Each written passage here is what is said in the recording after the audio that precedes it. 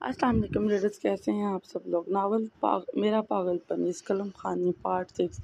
Novel شروع کرنے سے پہلے آپ لوگ چینل کو سبسکرائب کر لیں اور بیل آئیکن کا بٹن پریس کر لیں تاکہ آپ کو ہماری ہر آنے والی نئی ویڈیو کا نوٹیفیکیشن مل سکے۔ اور پلیز لائک اور کمنٹ ضرور کیا کریں اور شیئر بھی کیا کریں۔ پاؤں تلے میری زمینیں چل پڑی، ایسا تو کبھی ہوا ہی نہیں، اے میرے دل مبارک ہو یہی تو پیار ہے۔ ڈاکٹر کنٹینٹلی اپنے کیبن میں بیٹھے ڈائس گھما رہے تھے۔ ان کا دل بار بار اس منموہنی کو دیکھنے کا چاہ رہا تھا۔ عجیب دل کیفیت تھی جسے وہ سمجھنے سے بالکل قاصر تھے۔ آج سے پہلے کبھی کسی لڑکی کو دیکھ کر یوں محسوس نہیں ہوا جیسے اب ہو رہا ہے۔ ابھی وہ انہی سوچوں میں گم تھا جب ڈاکٹر اذلان ڈور نوک کرتے اندر آئے تھے۔ اپنی سوچوں سے باہر نکلتے ہی سامنے کھڑے اذلان کو دیکھا تو جو نہ صرف اس کا بھائی تھا بلکہ بیسٹ فرینڈ بھی تھا۔ ماں باپ کی ڈیتھ کے بعد دونوں بھائیوں نے پروفیشن کو ہی اپنی زندگی بنا لیا تھا۔ تو پھر کیا سوچا؟ اذلان نے بیٹھتے ہوئے سوال پوچھا تھا جس پہ نہ سمجھی سے مقابل بیٹھے شخص نے تاثرات دکھائے تھے۔ شہرام یونو میں کس بارے میں بات کر رہا ہوں؟ اس بار اذلان کی آواز میں تھوڑا غصہ صاف واضح تھا۔ لمبی سانس خارج کرتے وہ اذلان کی طرف دیکھ رہا تھا جو اسی کے بولنے کے انتظار میں تھا۔ وہ ابھی چھوٹی ہے یار۔ شہرام کی آواز میں عجیب سی بےعقلی تھی جسے اسے خود بھی یہ ایکسکیوز بھوندا سا لگا تھا۔ یہ کوئی وجہ نہیں ہوتی شہرام۔ اس بار اذلان نے آنکھیں گھمائی تھیں۔ تم کیوں نہیں دیتے؟ اس سے کس بات کا ڈر ہے آخر؟ اذلان نے جھنجھلا کے پوچھا تھا۔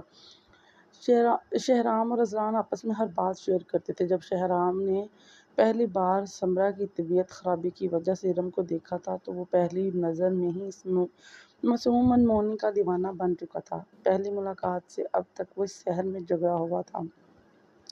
نہ جانے کیسی جادوگرنی ہے، وہ صرف سوچ کے رہ گیا۔ مجھے ڈر ہے کہیں وہ مجھے ریجیکٹ نہ کر دیں۔ شہرام کی آواز میں پہلی بار اذلان نے خوف محسوس کیا تھا جس پہ وہ نفی میں سر ہلاتا اپنا سر ہاتھوں میں گرا چکا تھا۔ مطلب شہرام لغاری، ایک جانے مانے ڈاکٹر، ایک چھوٹی سی لڑکی کی ریجیکشن سے ڈر رہا ہے۔ واہ برو، لگتا ہے بہت محبت ہو گئی ہے۔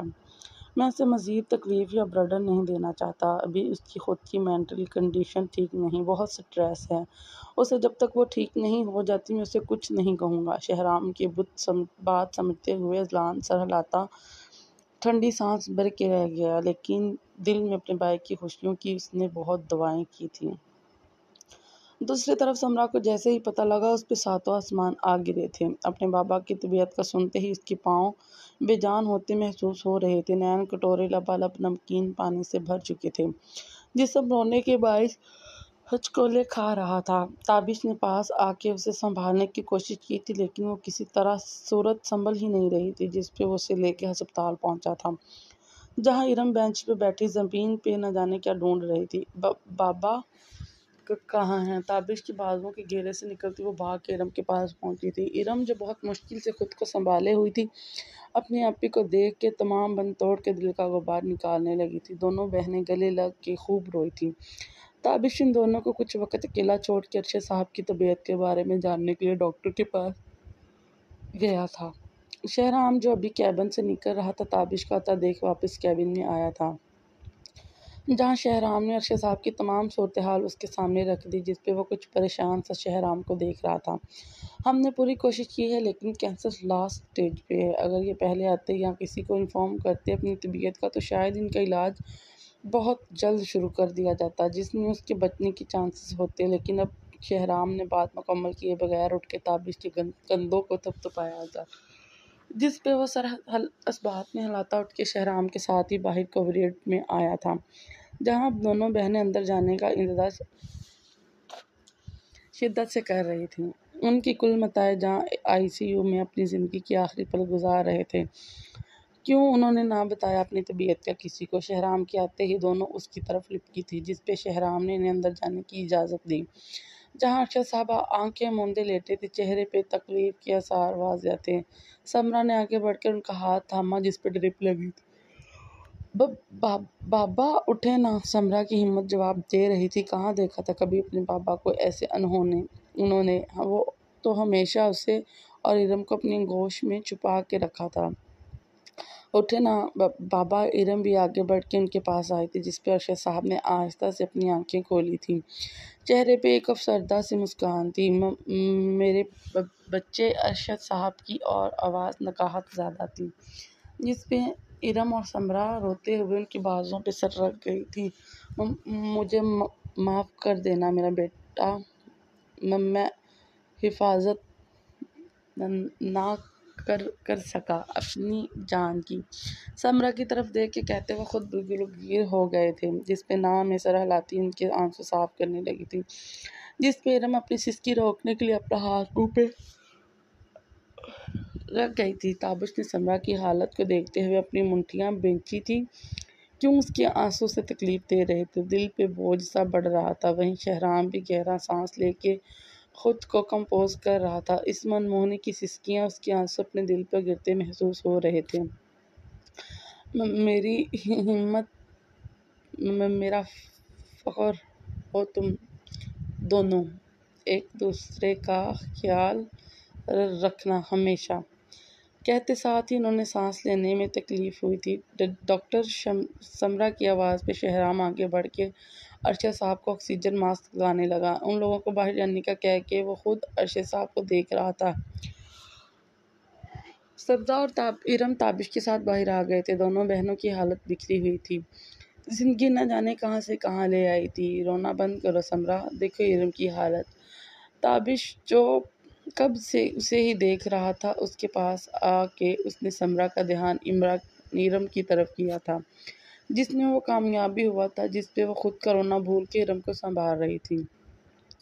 شہرام جو ابھی باہر نکلا تھا، ارم کو سسکتا دیکھ اس نے گہری سانس لی تھی۔ اب بہتر ہے، لیکن کوشش کریں انہیں سٹریس نہ دیں، ورنہ ان کی کنڈیشن پھر سے کریٹیکل ہو جائے گی۔ جس پہ سمرا نے مشکلوں سے اپنی سسکی روکی تھی، لیکن ارم رونے کے ساتھ ارشد صاحب کے کمرے کی طرف بڑھنے لگی تھی، جس پہ سمرا نے اسے روکا تھا۔ اپی بابا سے ملنے دے۔ ارم کی حالت مزید خراب ہو رہی تھی۔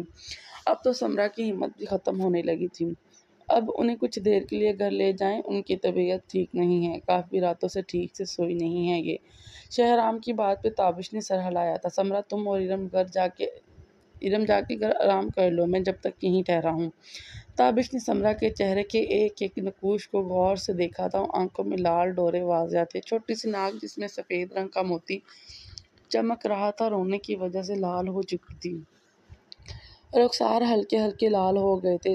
نہیں، میں کہیں نہیں جاؤں گی، سمرا ابھی جواب دیتی جب ارم نے کہہ کے نظریں جھکا لی تھی۔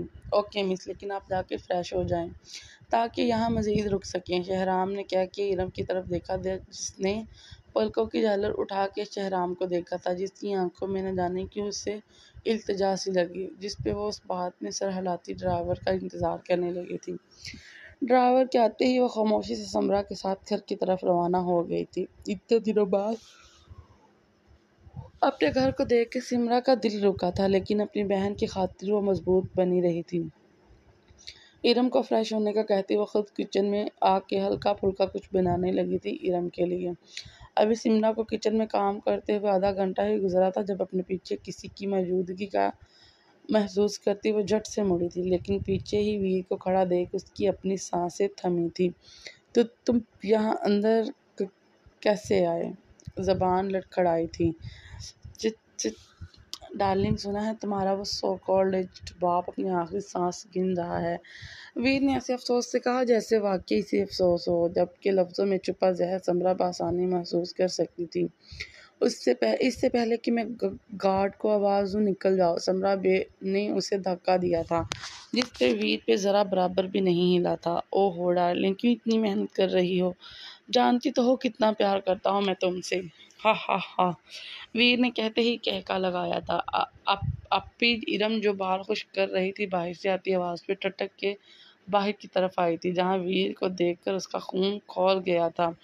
اس شخص کی وجہ سے اس کی بہن کی زندگی خراب ہو کے رہ گئی تھی۔ تمہاری ہمت کیسے ہوئی یہاں آنے کی نیچ انسان؟